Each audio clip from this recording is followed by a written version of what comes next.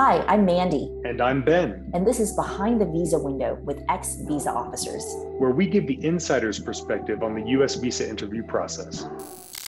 Hi, everyone. I am so excited to be here with you all today for the inaugural episode of our podcast, Behind the Visa Window with ex-visa officers.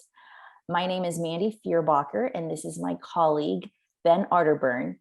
And we started this podcast mainly because when we were ex-visa officers with the US Department of State, I don't know about you, Ben, but I just felt like there were so many things that were misunderstood about the US visa process and things that you could not possibly know unless you were actually a visa officer working behind that glass. And one of the reasons why I wanted to do this with you is because I felt like there's so many insights we gleaned with our years working with the State Department at US embassies and consulates around the world. And seeing what some people went through during that process made me really want to help visa applicants and international citizens because it is a very opaque process. It's difficult to understand. And we kind of bring a unique perspective given our work experience. Oh yeah, it's definitely a black box. The embassy's there and they think they've given all the information to the visa applicants that they need in order to apply for their visa, but they haven't. There's a environment of misinformation. There's visa agents, there's people online, there's your friends, there's your family who have applied for visas and things have gone well, or maybe they've gone wrong. And everyone's reading the tea leaves, trying to figure out what's actually going on, and no one really knows. That's why we wanted to do this. We want to shed light on that, on what's actually going on inside. Why are people getting their visas refused, right? Unnecessarily, two people who have the same experience. They went to school together, they studied together, they got into the same university, they've applied for the same majors, they're gonna study in the US at the same university. One gets approved, one gets denied, and no one knows why. But we've got that insight. Mandy, how many visa interviews did you do while you were in? So I have interviewed probably over 100,000 visa applicants. Wow. And it was a lot of time talking to people from all different walks of life who had different motivations going to the United States. And unfortunately, every single visa interview was very short. And so I didn't have a whole lot of time to talk to each person.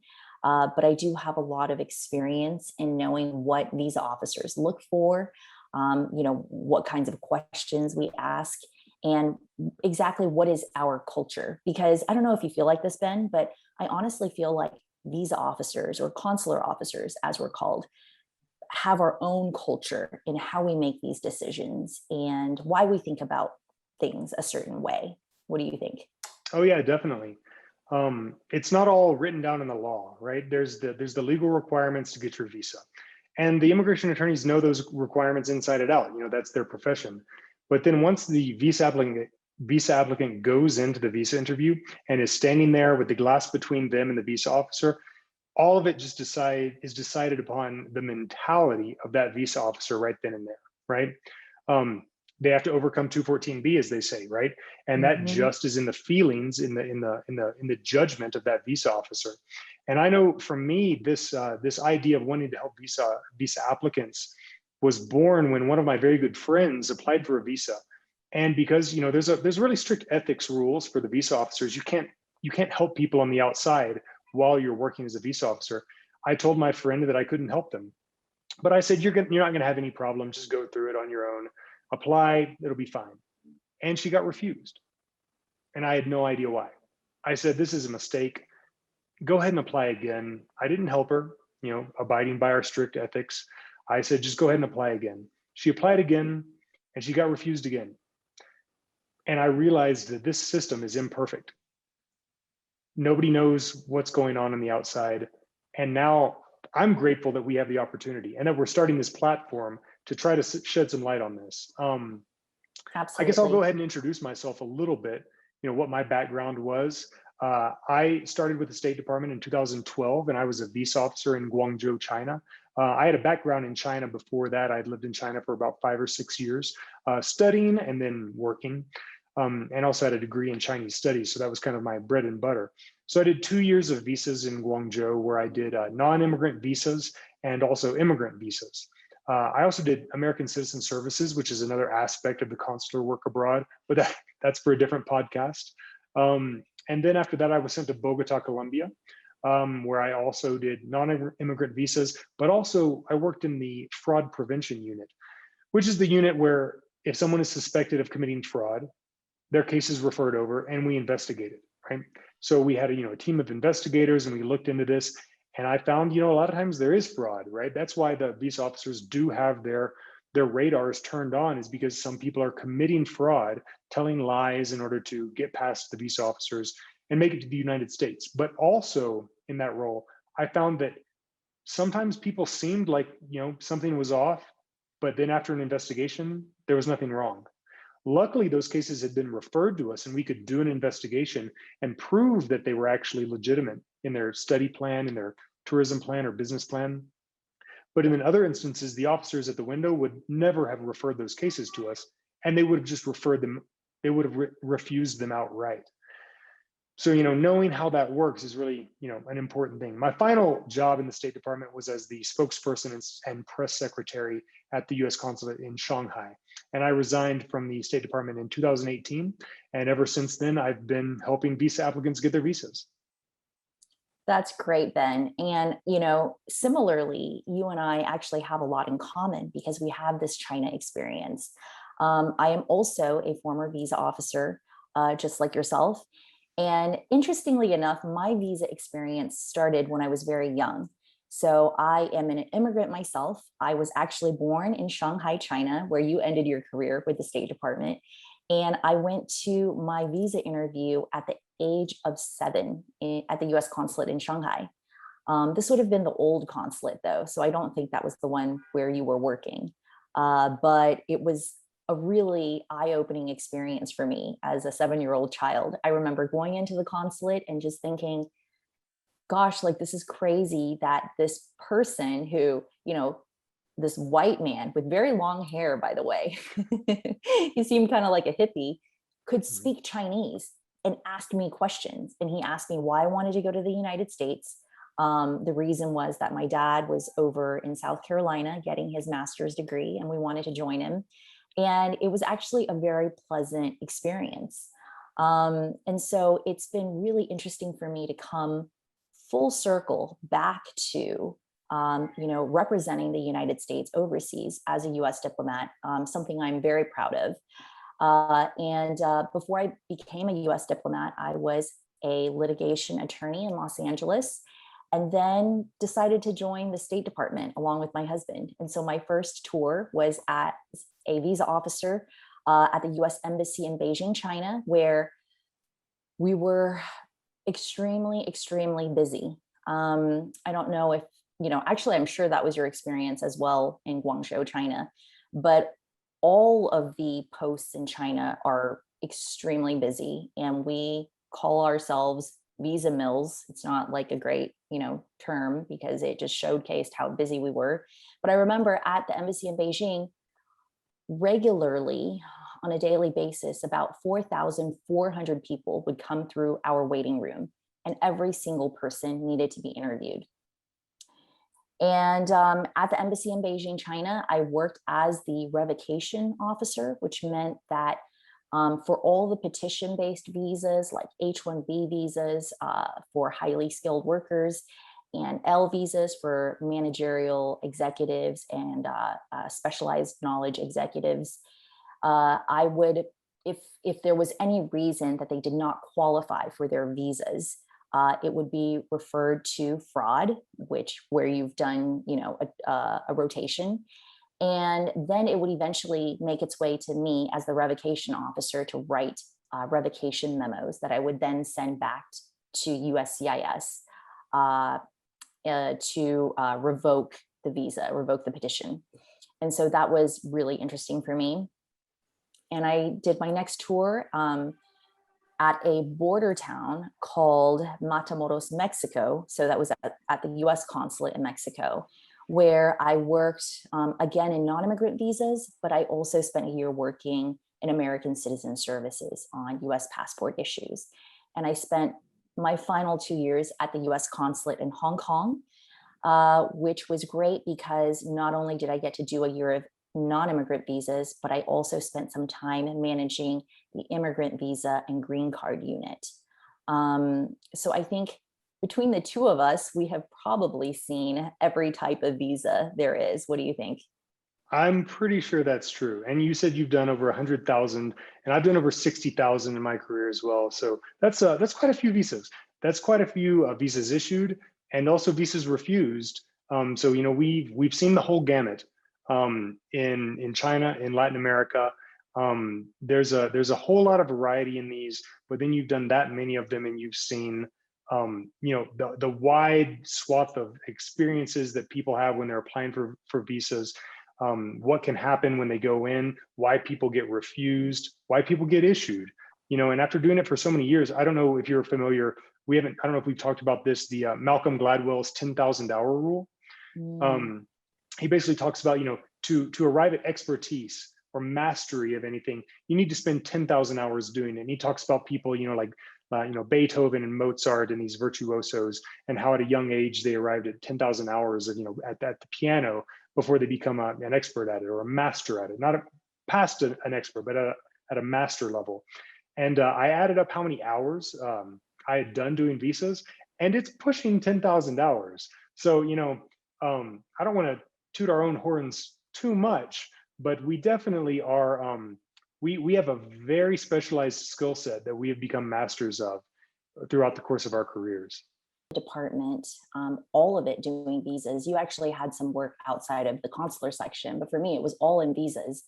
I felt like during that time, I just kind of lived and breathed visas. And so it's really interesting that you and I are doing visa consulting work now with Argo, because, the really interesting thing to me is at the time we were visa officers, we had just a few minutes with each person, and we had a lot of additional questions that we couldn't answer. Sometimes we weren't sure exactly what was going on. But it's amazing to have more time now understanding the background of people's situations, and also understanding, when people get refused, oh, that officer didn't have time to fully understand this person's situation. And when we have that extra time with them to really realize how useful it is, because it's really hard to really understand somebody's situation in 2 minutes. I mean, how many interviews would you say you did every day? Oh, it depended, but one day I think that the max number of in-person face-to-face interviews that I did was 280. Oh my gosh. Okay. I Yeah. think that might have topped even my experience, because I think I maybe did 225 one day. Yeah. We were doing the normal around the world, the standard is 4 hours of doing these visa interviews each day. And then, when it's really busy, sometimes they might up to 5 or even 6. During the height of the visas that we were processing when I was in Guangzhou, we were doing visa interviews 8 hours a day for some weeks. So yeah, it was intense, and you can only devote a certain amount of time to each one. You're under a lot of pressure as a visa officer to issue or refuse those visas quickly, right? You get limited information. You see the DS-160, the application form. You get to talk to the applicant for a little bit of time. You need to write some notes in the system and hit issue or hit refuse, right? And the boss is staring over your shoulder saying, go, move them through, move them through. Some people are bold. Some people are conservative, right? Really cautious. They really don't want to issue a visa to someone, and then it turned out that they used the visa wrong. Other people, like you and me, really want to make sure that people who deserve to get the visa don't get refused unnecessarily, right? But really, it's just all up to the discretion of that one officer. They get broad authority to make whatever decision they want in that moment, and that's final. Yeah, that's absolutely right. And I remember hearing about this doctrine of consular non-reviewability, as it is known legally, and seeing it in practice is really interesting to me because, and I speak to people all the time, different audiences, about the visa process and helping them understand that, not even our supervisors, our consular managers, could really overturn our decisions on the cases where we were interviewing. was that surprising to you? What are some things that surprised you about your time, behind that visa I window? I think that at the beginning I wasn't surprised at the beginning, right? I came in, everything was new. It was just learning a new job. And it took a little while, maybe 6 months, before I realized the real human impact that the job had, right? You come in and you're learning this new job, your colleagues are trying to teach you things, you're learning this new computer system, you're trying to do these interviews within the time constraint, and you get better at it, you get more smooth with it. The computer system becomes more familiar, and then it starts to sink in. Oh, these are the lives of people that I'm affecting with these decisions, right? When I issue someone student visa, that's their plan for the next 4 years. It's going to determine the path that their life takes. And if I say no to that student visa, their life's going to take a completely separate path, right? So it's really a huge impact on people's lives that 2 minutes at a visa interview can determine. Which is why we want to do this podcast, right, Mandy? Like, we're starting this podcast because it's not been done before. There are a limited number of people, probably in the it's more than the hundreds, but in the low thousands of people who have done visa interviews, who know what's going on behind the visa window. We're two of them who have left the State Department, and most people stay in the State Department once they've begun their careers there. There's a very low attrition rate. So the number of people who were on the inside and are now on the outside and are willing to help is very low, but it's such valuable information. So that's why we want to start this podcast. We want to bring this information to light, bring it to you, the listeners, whoever you may be. If you are someone who's applying for a visa and is worried about what's going to happen during that interview, if you've got a family member who's been refused abroad and you don't know why they've been refused, if you're an immigration attorney who's got clients who are running into problems during their visa stamping and you don't know why, because they go in there and it's a black box, they come out with a refusal slip and no explanation. Mandy, you're, as an immigration attorney, I'm sure you've run into that a lot. Yeah, absolutely. And I think visa applicants sometimes just get into this difficult place where sometimes immigration attorneys are not really able to help them through this process, because it is something that you have to go into alone. You cannot bring your attorney, you cannot bring your parents, you can't even bring a friend. This is just something that you have to face on your own. So really the only people who know what happens are the visa officer and the visa applicant. And the visa applicant generally only go through this once or just a few times in their lives. Hopefully, fewer rather than more.